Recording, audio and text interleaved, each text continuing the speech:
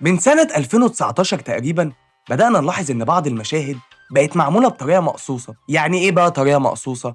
يعني جملة قصيرة، رد فعل عنيف، موسيقى درامية بلا هدف، لحظة مناسبة للريل، وكأن الممثل بقى بيمثل للموبايل مش للمخرج. تخيل يا مان إن في أعمال بقت بتتحضر من الأول وفي دماغ صناعها إن إحنا إزاي نخلي كل مشهد ممكن يتقص ويبقى ترند.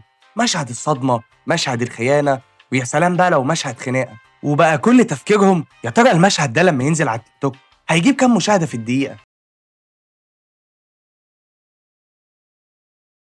تسألني وتقولي طب إيه الغلط في ده؟ أقول لك أولاً كده إن ده بيأثر على منطق التمثيل نفسه. التمثيل الطبيعي محتاج بناء، لحظة، تصعيد، وهكذا.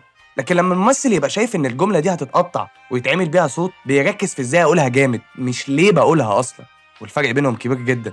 اتنين، بيخلي كل الشخصيات شبه بعض، نفس طريقة الكلام، نفس التعبير المبالغ فيه، نفس الحركة اللي معمول حسابها عشان تتقص وتتحط على أغنية. المشكلة الكبيرة بقى اللي الموضوع ده برضه بيعملها إنه بيأثر عمر المشهد نفسه. المشهد اللي اتعمل عشان يضرب على التيك توك ممكن يختفي بعد يومين، لكن المشهد اللي اتعمل من إحساس حقيقي ممكن يفضل سنين. وعشان أكون منصف، التيك توك كشف مشاهد تمثيلية عظيمة الناس كانت هتنساها، ورجع لقطات من أفلام قديمة، وخلى جيل جديد يحب تمثيل عمره ما كان هيشوفه. لأن الجيل الجديد ده مش مهتم إنه يتفرج على التلفزيون قد ما مهتم إنه يفتح التيك توك. بس المشكلة بقى يا مان لما التمثيل نفسه يتحول لمنتج معمول عشان ينتشر مش عشان يوصل إحساس. وبس كده، هي دي كانت نهاية حلقتنا من برنامج شرح مفصل.